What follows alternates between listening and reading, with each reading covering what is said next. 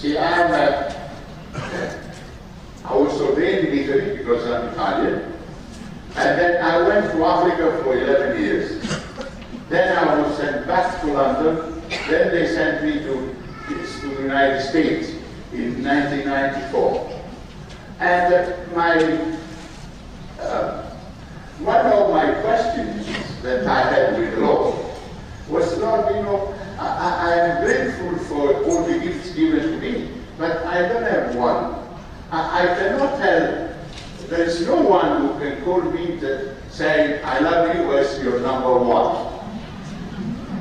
I was so brave. Well, my surprise, there you are.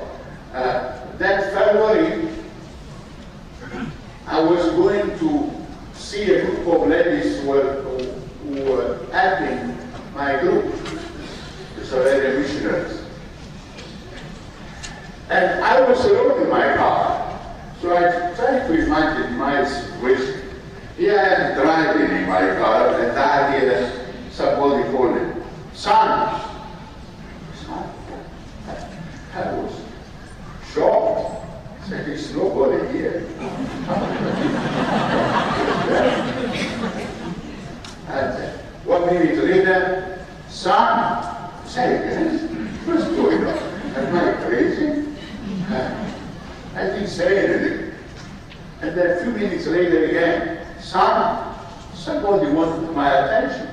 Well, I said, what did you say? I said, yes.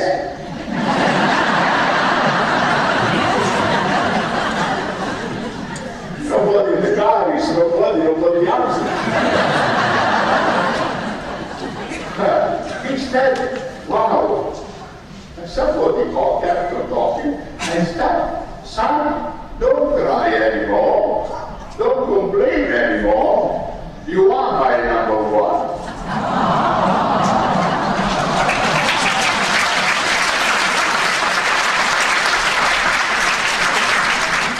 Oh, can you imagine me in the car? Well, and the first time somebody talking and saying so beautiful words, I was so shocked. But then my brain started working. I said, I have a question.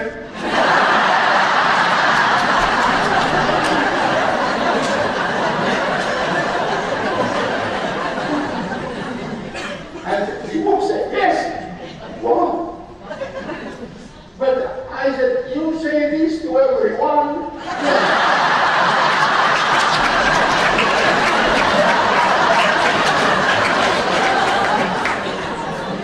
I said, you say this to everyone, is your number, if everybody is your number one, what kind of number one am I?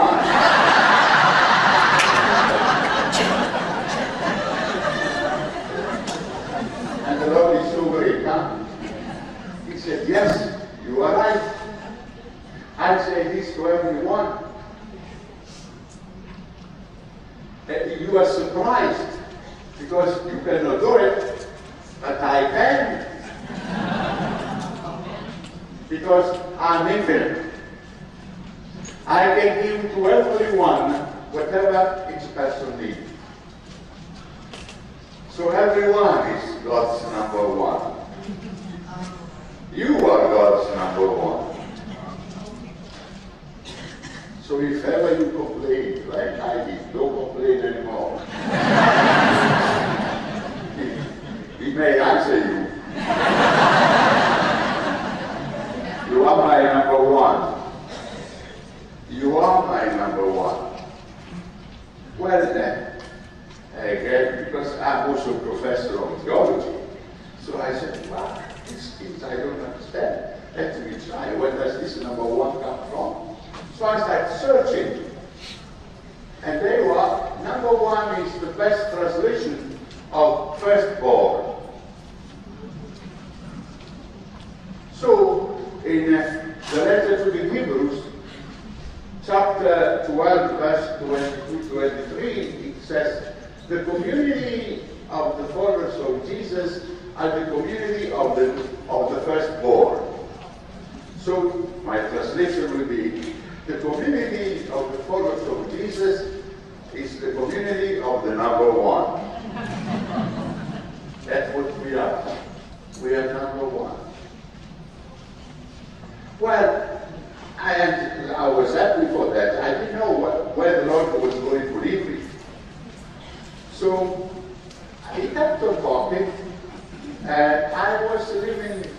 Houston where we had a charismatic group called the Vision of Peace, and they were having healing masses, they were having prayers, and so I joined them when I could. And one day my superior said, look, there is a small group, not too far from here, they need a priest to follow them, charismatic. I said, okay, I will follow them. And so I started going with them. And then one day when they had a healing mass scheduled, but they could not find the priest, they said, Father, can you do it? So, well, okay, I'll try. So I tried. And as you know, how do you know that you have or you don't have a gift? If the fruits come, if some fruits come, then you have the gift. If you don't have it, if no fruits come, you don't have the gift. So to my surprise, some people, while I was praying, they got well. And so they say, I'm a healing priest. Although I say, well then. I know that I'm God's number one.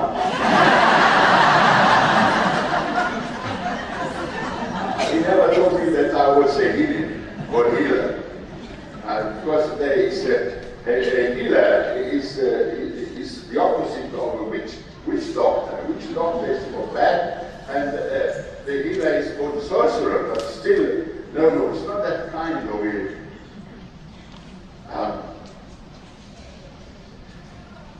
The way well, that's at one point good one to learn now. See, as we in philosophy, theology connected with philosophy, sometimes it's strange. Like I was convinced that since God is God, He does not have feelings the way we do. Because God, the Spirit, has no feelings. We have feelings. And I was a teacher. I was having a healing, and this lady comes in front of me and looks straight in my eyes and says, my first son, 19 years old, died of cancer. My second son is 31 years old, is dying of cancer too. Can you do anything? I said, can I do anything? And then I started praying. She said, come on, go, help me with this poor little lady. And I son said, yes. You are thinking, like you had more compassion than me. I said, sorry, yes. And he said, sorry, now I understand. God has more feelings than what we think. And then he continued. I said, please, what should I tell to the lady? And he told me, tell the lady that her second son will not die of cancer. In fact, he's still alive. 11 more years, 12 years.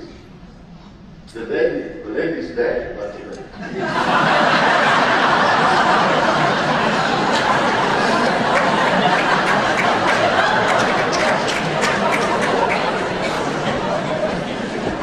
the one who keeps me informed is the sister. That is, she keeps her informed.